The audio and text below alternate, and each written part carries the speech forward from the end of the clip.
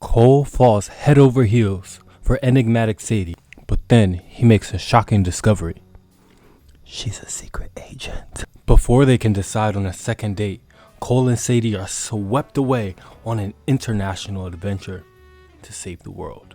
This is a storyline for the movie Ghosted, starring Ana de Armas and Chris Evans. I was blessed enough to be on the set as a background actor during that movie, and I want to take this time to break down how I got there all the way to getting paid. Ghosted, April 21st, 2023. It's on Apple TV Plus. Go watch it after this video.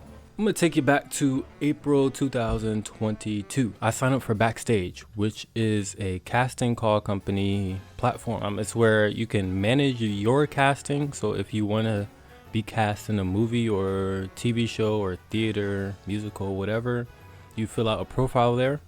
Also, it's for managers, so a manager can manage you and they'll fill out your information and send it to other people, or find casting calls. Okay, so people who want to submit a casting call for their work, you can submit it on Backstage. Okay, you could use the link in my description if you want to find more about this. Let me know too. I fill out my Backstage profile and I begin searching for jobs. At the time I lived in DC, so there was a few jobs around, but I wanted to go for ones that were paid and ones that were available when I was off of work. I found one that said motion picture in DC, filming this state and this state. I was like, cool, I'm off those days, I can go do that. So I sent in my information that I was required to send into another email, which included my age, name, height, weight, pant size, shirt size, and shoe size, a headshot, and a full body picture with clothes on. A few days go by, I get an email. Subject, major motion picture, filming in DC, update. And I was like, that means I did something to get an update, right? So I click on it. Boom, first thing I see, do not speak about this to anyone. Do not talk to the press. Do not have a cell phone. Any violation of this clause will be result in termination and removal from our database. I was like, all right, we're not gonna do that. I continue reading and there's a code name, a boombox now, we'll call it boombox. Said boombox is shooting on this day and this day. They gave me a whole bunch of information that I needed to do before I get there. The first thing I had to do was take a COVID test. Now they gave me 3 locations where I can take the test at, and I chose the one that was closest to me. And that day came by, I took the test. I ended up signing up through an app, a separate app, where I got my COVID results and my voucher so I can get paid for that. It was very smooth. It took like 15, not even 15 minutes to get my test, like 5 minutes. And I was on my way. The next thing I had to do was wait for another email to tell me where the fitting was. Now, I've never done a fitting before for a movie, but basically what they did was told me a few outfits that I should bring based on the theme of the scene. Okay, so it was gonna be a party scene and it was gonna be like on a dock. So I wanted to do something kind of flashy, kind of hip and retro, but also in my age range, right? So that's what I did. I knew exactly what I wanted. Oh no! For the fitting, what I had to do was bring 3 outfits, shirt, pants, and shoes that I could wear potentially for that scene. So once I brought those 3 or 4 pairs of outfits to the fitting, the crew told me exactly which one I should bring back for them to shoot, for me to shoot. And they took a picture and they wrote down my name and everything like that. A few days go by. I get an email for the update for the actual shoot. It is time. 6 a.m. comes, early May. I arrive in my car to the train station where a bus took us to another location. Yes, that's what happened. This location was a waiting area where makeup and hair was done. I walk inside with everybody else from the bus, and there's like 100 of us, and we go down the stairs and makeup crew and hair crew is out there doing their thing, and we're in a lobby just waiting. I knew that we were going to be waiting a long time, so I'm glad I brought a book, and I'm really happy there was some fun people there because It made the time go by so much faster. Maybe an hour goes by or so. We all go upstairs and we line up, shoulder to shoulder, 2 lines. So we're facing the other line that has half the room, the other half. Here comes Dahlia. Dahlia was life, okay? I'm gonna put a picture up here because you could just see her and know that she's like she's life. Her job, she is a Lithuanian opera and theater director, and she also co-produced Ghosted. So she was there to look at our outfits and our hair and makeup and see if there's anything that we needed to change, anything that she really liked, she was gonna keep. She goes down the line, down the middle, people on this side, people on this side. She looks at everybody. Good. Change the pants. That was an exaggeration, but you know, it was like that.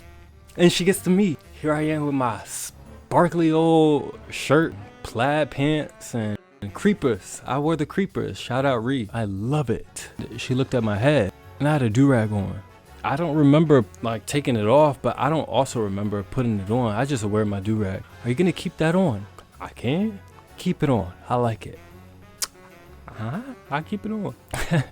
We head to the dock where the scene was gonna be shot. Okay, by this point it's like 3-4 hours in already. We're not really getting tired, but we're getting hungry. We enter this building and we get some food.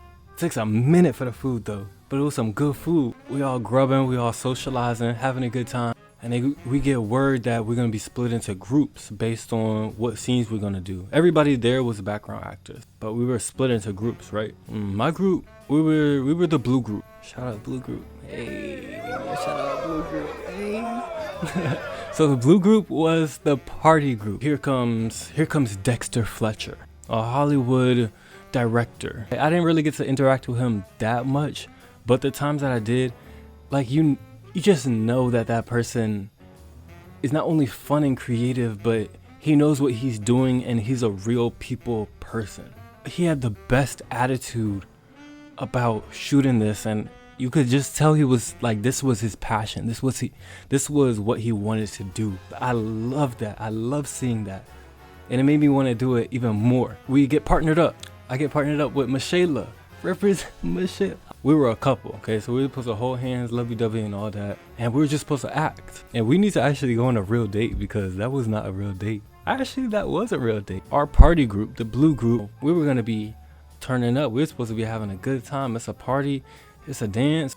It's sunset time now. In the waterfront in DC, absolutely beautiful. All the boats lined up. A big old boat. Come by the dock in the water. And there's like it's like a waterfall thing. It's like a picture of water coming from the boat while it's passing by. And it has lights. Like everybody's just in amazement at it. And that really just tied in the whole scene because it was perfect weather, atmosphere, people. We weren't hungry anymore. And we were on a set of a movie and getting paid for it. There was a fireplace, y'all. A fireplace that it was a fireplace that they turned. Oh my God, I forgot about the fireplace. Dexter's like, okay, you guys need to walk this way. You guys are gonna be holding hands. Make sure you don't block the actors when they're walking, and you're good. We're gonna do that a few times. We do the scene. Each scene we change it up a little bit. The more we do it, the more comfortable we got.